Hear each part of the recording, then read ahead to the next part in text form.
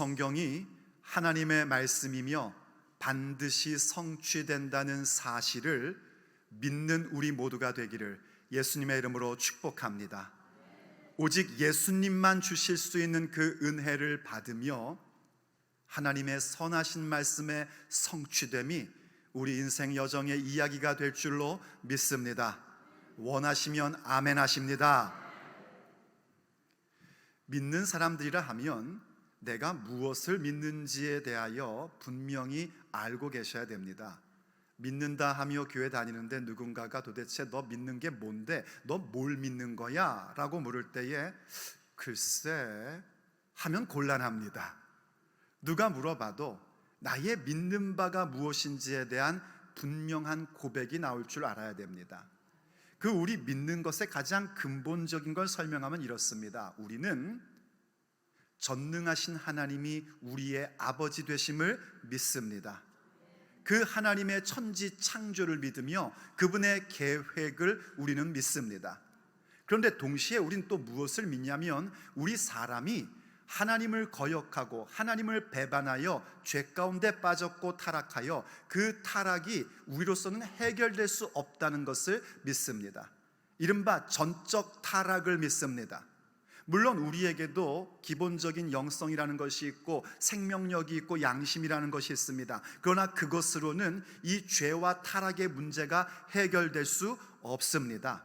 그것은 마치 무엇과 같으냐면 우리의 양심, 우리가 가지고 있는 생명력이라는 건 무엇과 같으냐면 마치 대지로부터 뿌리째 뽑힌 나무의 모습과 같습니다.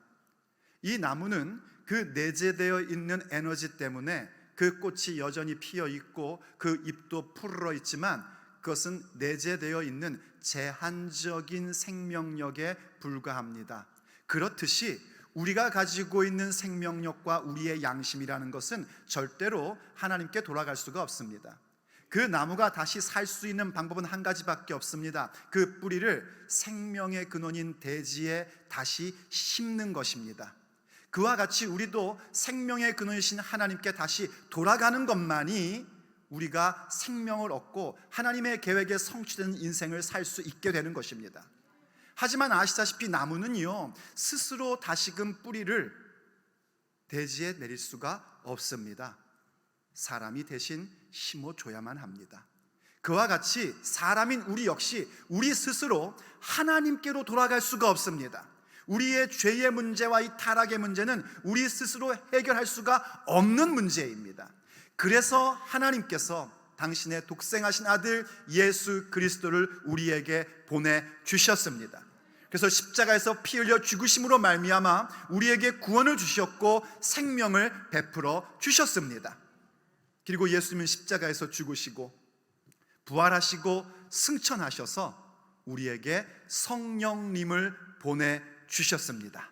그리고 성령님 우리 가운데 양자의 영으로 임하셔서 하나님과 원수였던 우리들, 하나님을 배반하여 죽을 수밖에 없었던 그 원수된 우리들로 하여금 하나님을 향하여 아버지라 부를 수 있게 해 주셨습니다.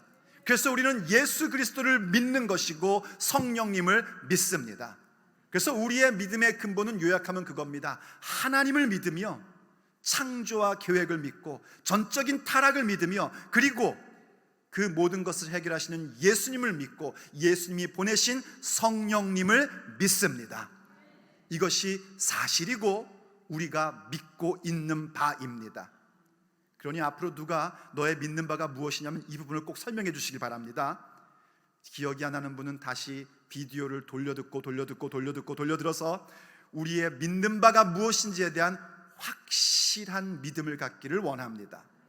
자, 그런데 여러분, 우리가 이 놀라운 사실, 이 어마어마한 사실인 진리를 과연 어떻게 알게 되었고 어떻게 믿게 되었습니까?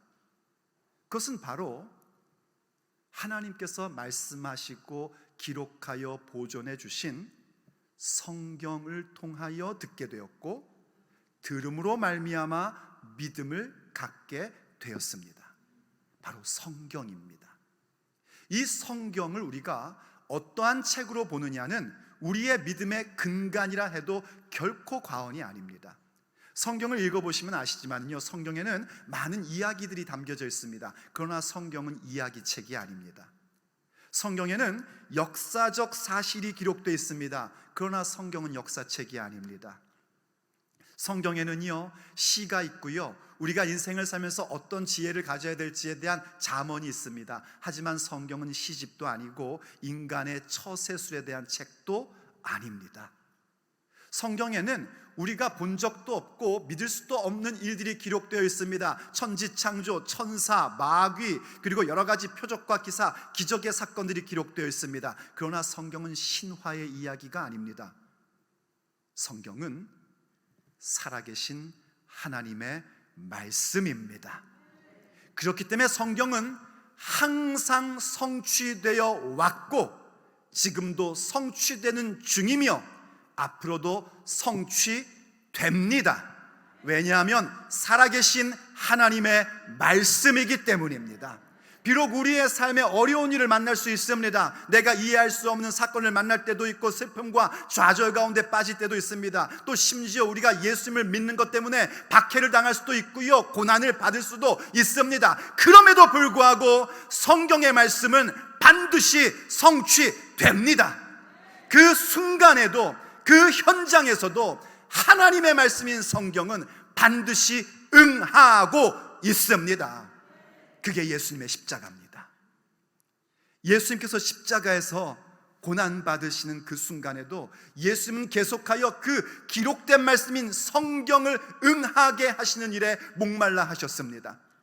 그리고 예수님께서 십자가에서 숨을 거두시는 그 이후의 사건들조차도 하나하나 우리 하나님께서는 성경을 성취하시는 일들로 그 일을 이루어 가십니다. 그러므로 우리의 믿음이란 건 뭐냐면, 하나님께서 자신의 말씀을 기록하게 하신 성경을 성취하시는 은혜가 우리의 믿음입니다. 다시 한번요, 우리의 믿음이라는 것은 하나님 자신이 말씀하신 성경을 성취하시는 은혜 받음이 믿음입니다. 그 사실을 여러분들이 항상 기억하셔야 됩니다.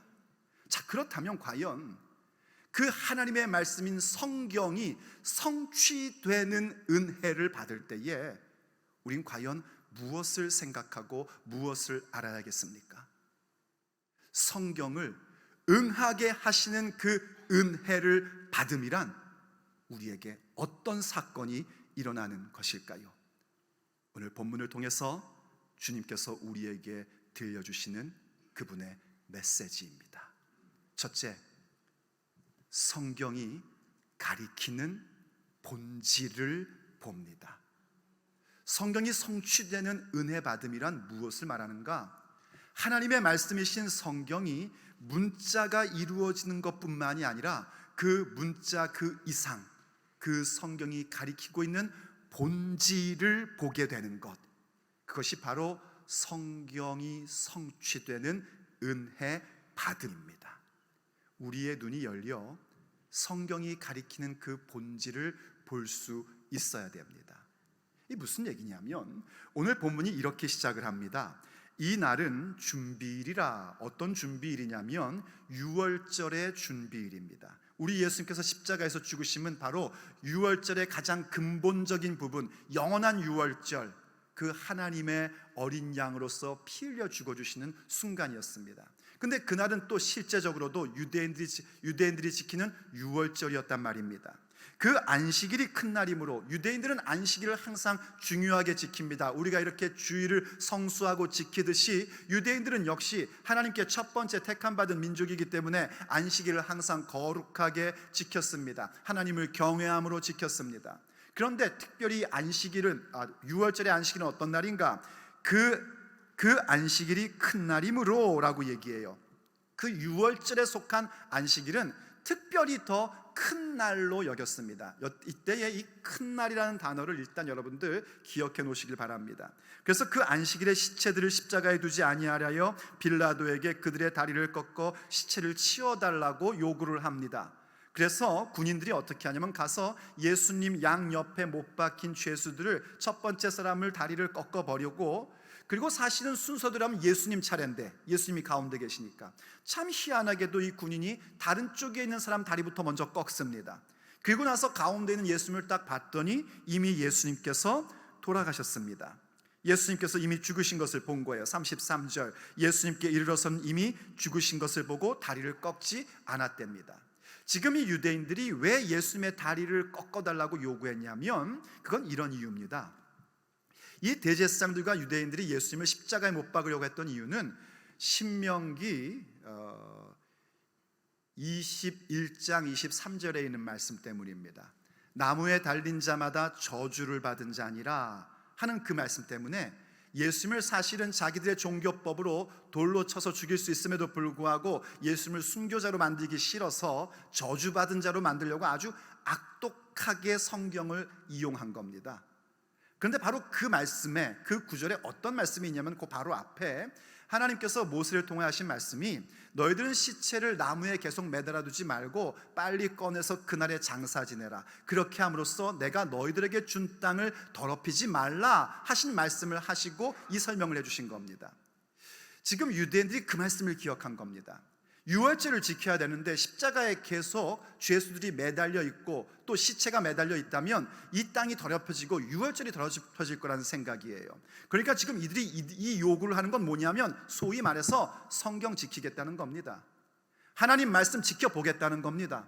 오늘날 우리식으로 표현하면 성경적으로 얘기하면 이런 얘기입니다. 그런데 이들이 어떤 짓을 저지르고 있습니까? 유월절에 참된 유월절의 어린 양이신 예수님을 거부합니다. 예수님을 십자가에 넘겨줍니다. 예수님을 모욕하고 계속해서 십자가에서 내려와 보라고 그렇게 말하고 있습니다. 그들은 소위 자신들이 성경을 지킨다 하며 성경이 가리키고 있는 바 근본 본질에 대해서는 완전히 버려버리는 어리석은 사람들로 살고 있는 겁니다. 오늘 살고 있는 그리스도인들도 정신 차리지 않으면 그 모습 그대로 갑니다. 성경에 이렇게 기록되어 있어서 성경적으로 이런 말을 하면서 성경이 가리키는 바 그 본질에 대해서 놓쳐버리는 경우들을 많이 봅니다.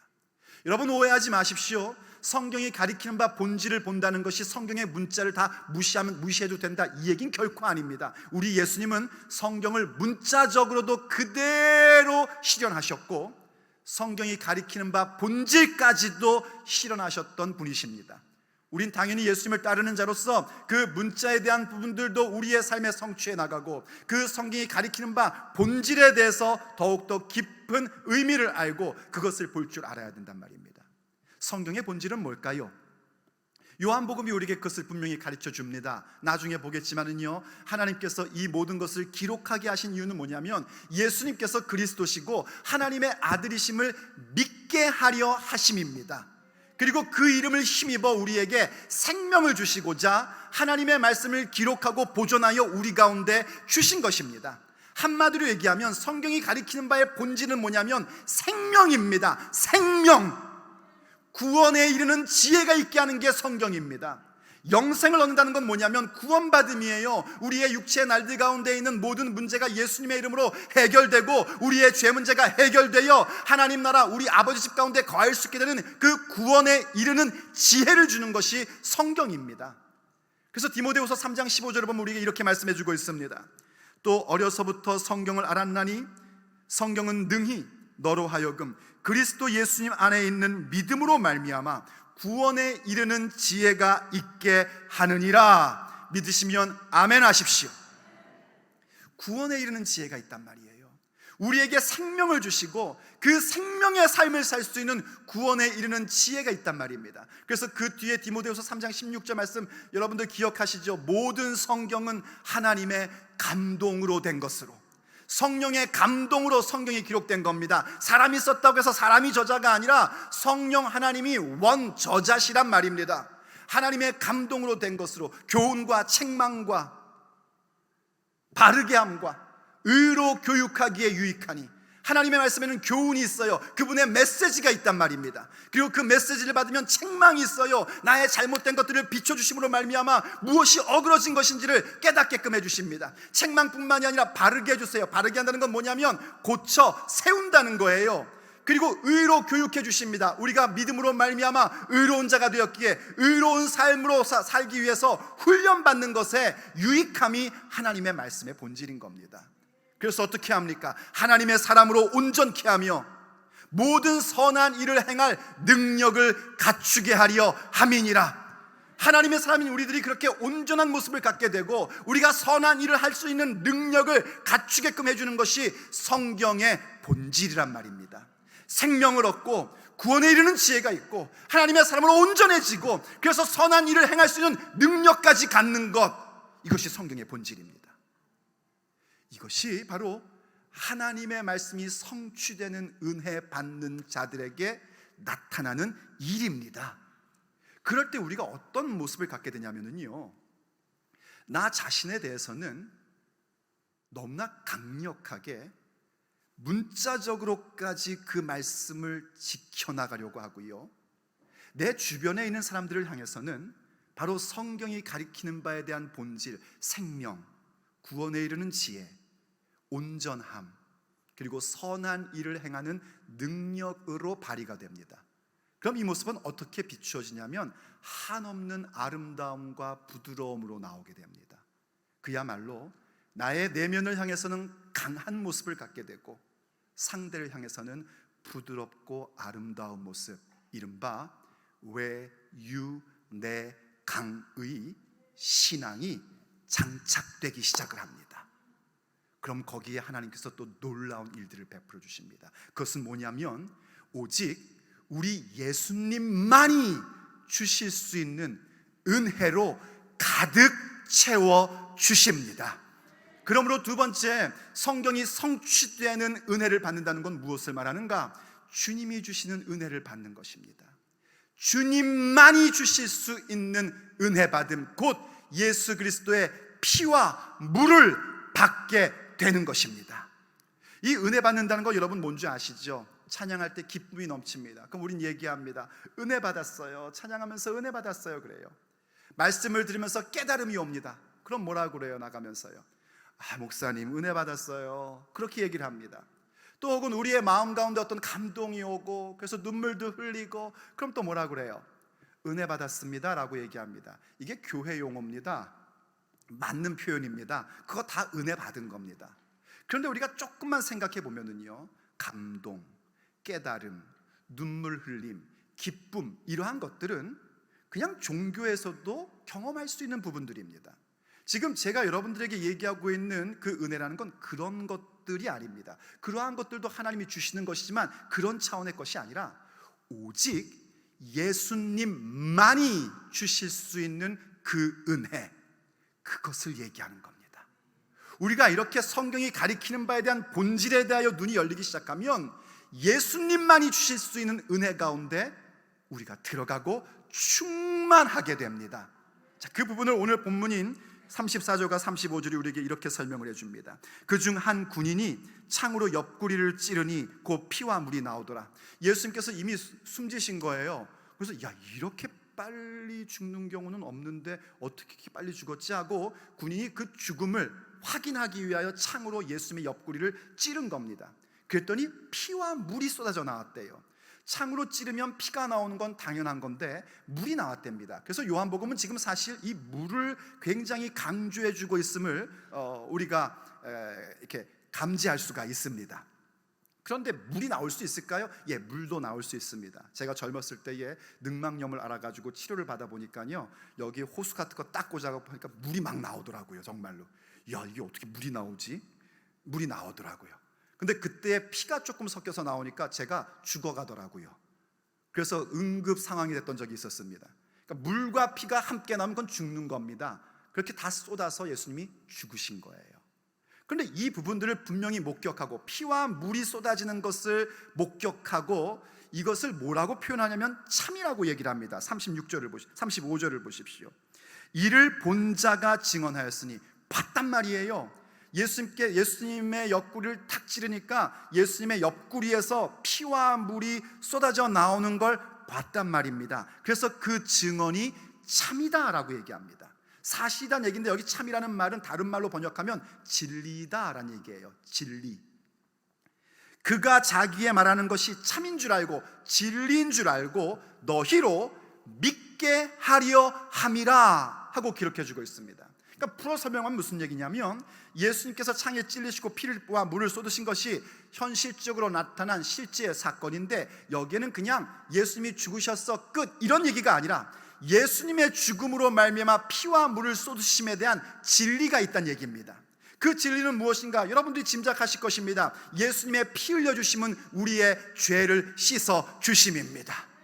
예수님께서도 요한복음 6장에서 말씀하셨죠. 나의 살을 먹고 나의 피를 마시는 자마다 영생을 얻을 것이며 내가 마지막 날에 그를 다시 살리리라 하셨습니다. 예수님의 살을 먹고 피를 마신다는 건 우리가 식인한다는 얘기 아닌 거 아시지요? 이건 착각입니다. 그건 예수님의 말씀의 능력이, 그분의 보혈의 능력이 우리에게 생명 주시고 우리의 죄사함 주신다는 사실을 믿는 것입니다.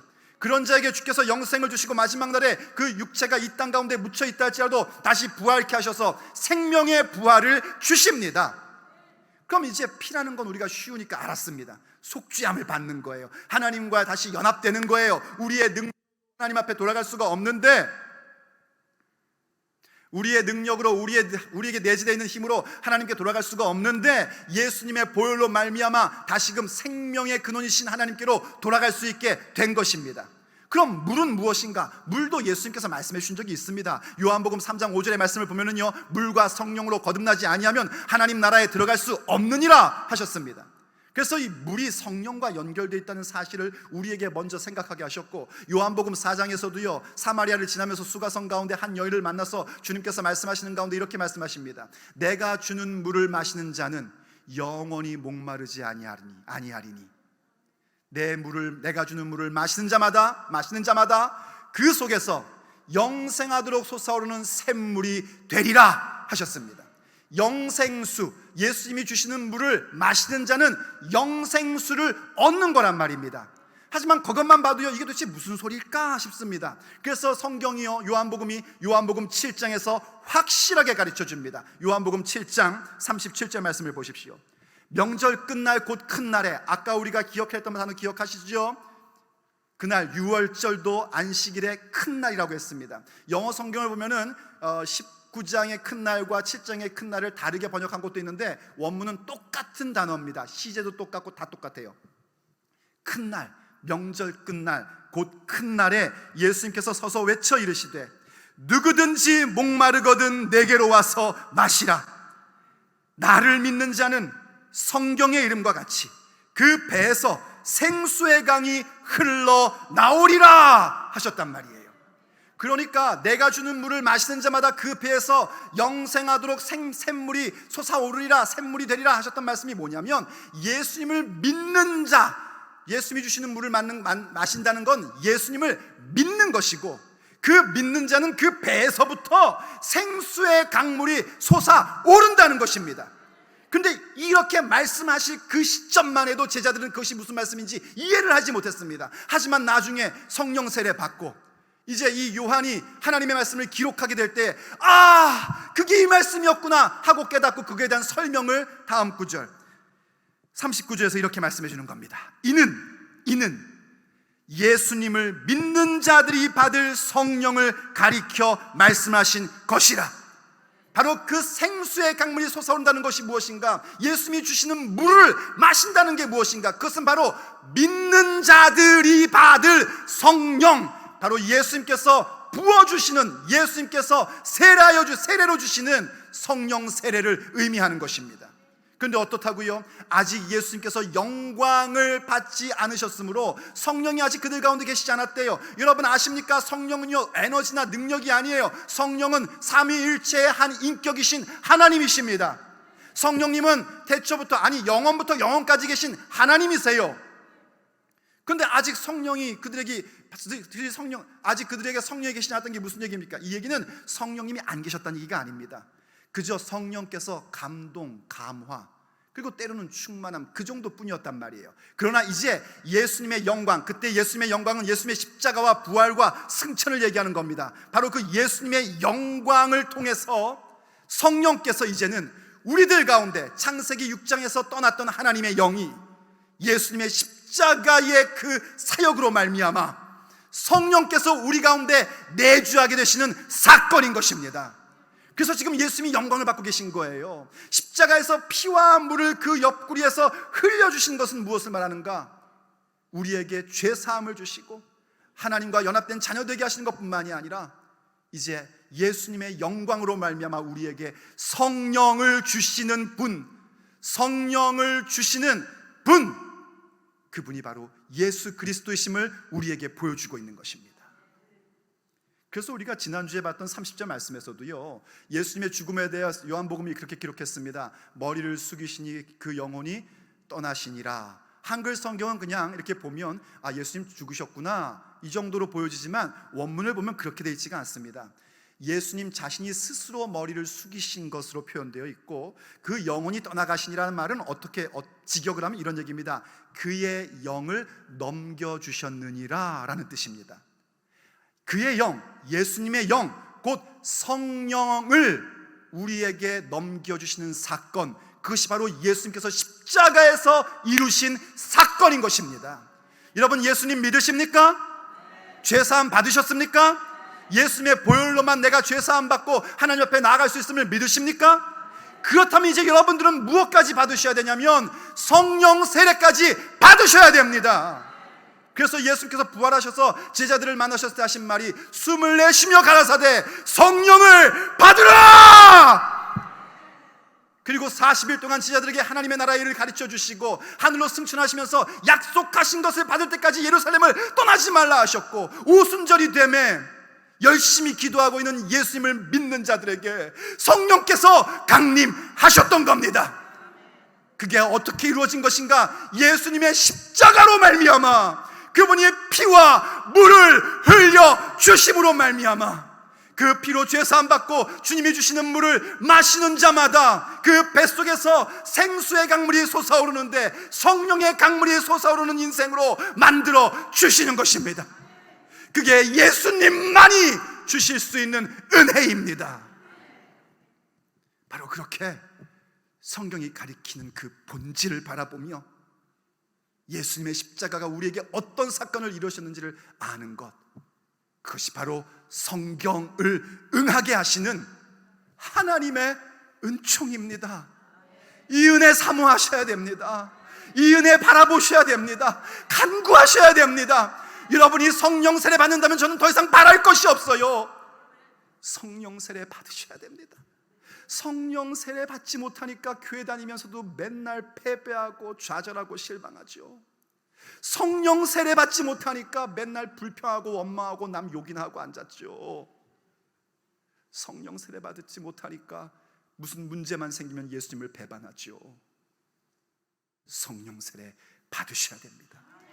주님의 십자가로 말미암아 이루어주신 성령이 우리에게 임하시면 우린 결단코 원망과 불평 가운데 갈 수가 없습니다. 오직 감사, 어떻게 하다 나 같은 죄인에게 이러한 은혜를 주셨는가에 대한 감사밖에는 나올 게 없는 것입니다. 어떠한 상황 가운데서 예수님을 배반할 수가 없습니다. 예수님을 모른다고 할 수가 없습니다. 그분이 나를 한 번도 모른다 하지 않으셨는데 어떻게 우리가 그분을 모른다 할 수 있겠습니까? 그러나 그것은 오직 성령이 임한 자들, 성령으로 충만한 자들만이 이루어갈 수 있는 일들입니다. 바로 그렇게 성경을 응하게 하시는 하나님의 은혜는 예수님만이 주실 수 있는 죄사함과 성령을 받음입니다. 그 은혜 가운데 들어오십시오. 그럴 때 주님께서는요, 우리의 삶에 놀라운 일들을 보여주기 시작하십니다. 우리의 눈이 열려서 성경이 가리키는 바 그 본질을 보기 시작하고, 그렇기 때문에 예수님만이 우리에게 주실 수 있는 피와 물, 죄 씻음 받음과 성령의 세례를 받기 시작할 때에 하나님께서 기록해 주신 그 모든 선하신 말씀이 나의 육체의 날들 가운데 이루어지고, 그리고 마침내 영혼의 때 가운데 이루어졌음을 우리가 보게 됩니다. 그러므로 세 번째, 성경이 성취되는 은혜 받음이란 바로 하나님의 선한 말씀의 수혜자로 살아가는 것입니다. 하나님의 선하신 말씀, 그 약속의 말씀이 성취되는 인생, 그게 바로 선한 말씀의 수혜자라는 뜻입니다. 그런 삶을 사는 것, 그게 바로 하나님께서 성경을 응하게 하시는 은혜를 받음입니다. 사실 여러분 이렇습니다. 이 세상의 모든 사람들, 아니 사람들뿐만이 아니라 모든 우주 만물, 모든 것들, 이 모든 것들, 특별히 모든 사람들은요, 전부 다 하나님의 말씀의 성취 가운데 있습니다. 차이가 뭐냐면 예수님을 이렇게 믿는 자들, 그의 피와 물의 의미를 알고 그것을 받은 자들은 하나님의 선한 말씀이 성취되는 것이고, 이것을 몰라서 그저 예수님의 십자가 앞에서 그 십자가 가운데 떨어지는 예수님의 옷가지 챙기는 데만 여념이 없는 자들은 성경에 있는 불길한 말씀이 성취되는 것입니다. 여호수아서 23장의 15절쯤 보면은요, 하나님께서 여호수아를 통해 이렇게 말씀하신 적이 있습니다. 여호수아가 얘기한 거죠. 여호와께서 너희들에게 이토록, 바로 그 가나안 땅을 정복한 이후에 하는 얘기입니다. 여호와께서 이처럼 선한 말씀을 너희에게 이루어 주신 것 같이 너희들이 하나님을 거역하면 그분의 불길한 말씀도 이루어질 것을 알라 하셨습니다. 하나님의 선하신 말씀과 불길한 말씀이 성경에 기록되어 있습니다. 그런데 모든 인류는 그 가운데에 선한 말씀의 성취자와 불길한 말씀이 이루어지는 자, 그렇게 두 가지로 갈라지게 되어 있는 겁니다. 한 개인의 인생도 마찬가지입니다. 우리의 삶을 돌이켜보면 딱 그겁니다. 우리가 하나님을 신뢰하고 하나님 말씀을 따를 때는 그분의 선한 말씀의 수혜자로 살았었고, 우리가 하나님을 신뢰하지 못하고 하나님을 배반하며 살 때에는 그 불길한 말씀이 이루어지는 것으로 살았던 겁니다. 결국은 한 개인의 인생이든 모든 인류든 전부 다 하나님의 기록된 말씀의 성취 가운데 있는 겁니다. 우리가 원하는 것은 무엇인가?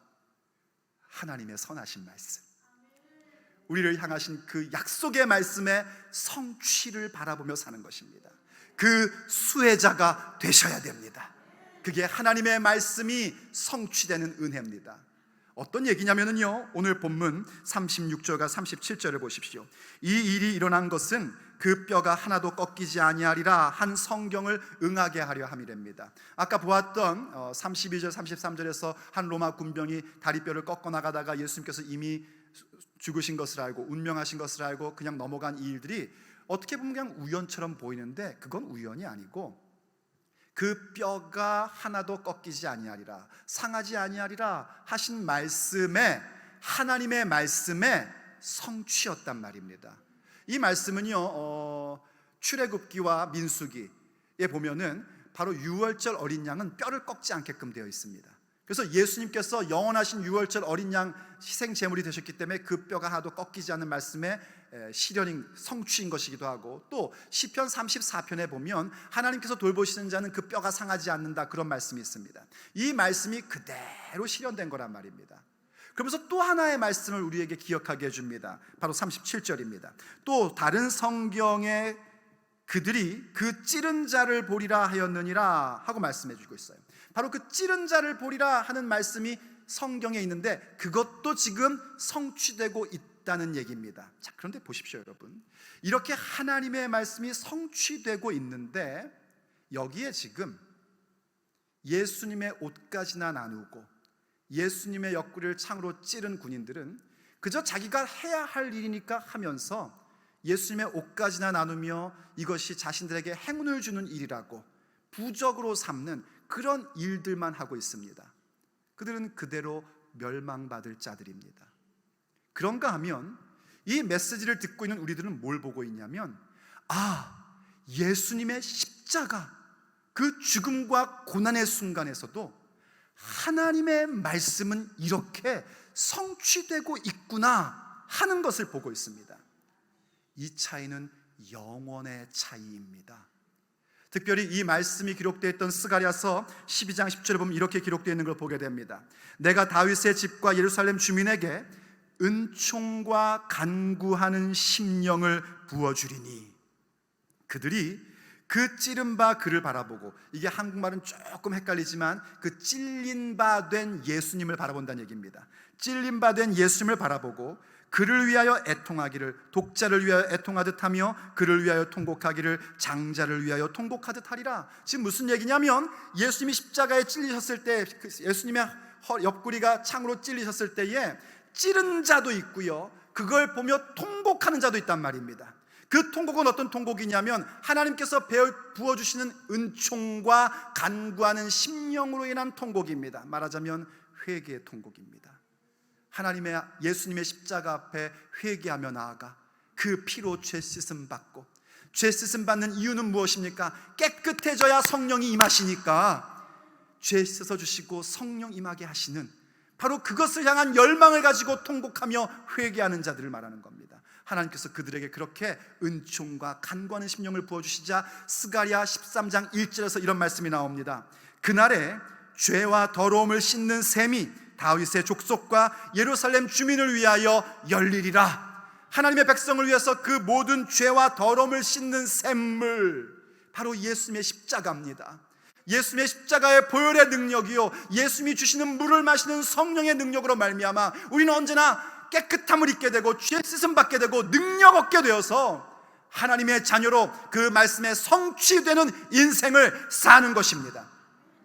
그런데 그 가운데 어떤 자들은요, 그저 예수님을 찌르기나 하고 예수님을 모욕이나 하고 예수님을 십자가에 넘겨주기나 하면서 그저 절망 가운데 살아갈 수밖에 없고 영원한 절망에 들어간 자들도 있단 말입니다. 그래서 이 말씀, 그 찌른 자를 보이라 하는 말씀을요, 성경에 한 번 더 인용을 하게 되는데 바로 요한이 기록한 요한계시록 1장 7절에서 이렇게 인용을 하고 있습니다. 볼지어다 그가 구름을 타고 오시리라. 바로 예수님의 재림에 대한 얘기입니다. 사랑하는 여러분, 우리 예수님 다시 오십니다. 곧 다시 오십니다. 우리 예수님 다시 오실 때 어떤 일이 일어나는가? 각 사람의 눈이 그를 보겠고 그를 찌른 자들도 볼 것이요, 각 사람들, 모든 사람들이 예수님 재림하실 때 본단 말입니다. 그리고 예수님을 찌른 자들도 본대. 아니, 예수님 찌른 사람이 어떻게 보나? 여러분, 그 설명하려면 너무 길어지지만은요, 어쨌든 예수님 다시 오시면은요, 이제 예수님은 심판주로 오십니다. 그 심판하실 때 인류에 있던 모든 사람들이 전부 다 다시 살아납니다. 어떤 사람은, 믿는 자들은 생명의 부활로, 믿지 않는 자들은 심판의 부활로 살아나게끔 되어 있습니다. 그러니 예수님 찌른 자들도 예수님의 재림을 보게 됩니다. 재림의 예수님이 어떠한 분이신지, 그분의 영광이 얼마나 놀라운 것인지 보게 됩니다. 땅에 있는 모든 족속이 그로 말미암아 애곡하리니 그러하리라. 이때 이 땅은 뭐냐면 계속해서 예수님 안 믿는 자들입니다. 이때 애곡은 영원한 슬픔입니다. 이젠 더 이상 기회가 없는 것입니다. 기회는 언제만 있는가? 지금 이 순간뿐입니다. 여러분이 육체의 생명이 있는 이 순간만이 예수님을 믿을 수 있고 쏟아 부어주신 피와 물의 은혜를 받을 수 있는 시간입니다. 예수님 다시 오시는 그 순간은 후회해도 소용없습니다. 영원한 통곡, 영원한 슬픔, 영원한 절망밖에는 없는 겁니다. 그런데 우리에게 어떤 은혜가 임했는가?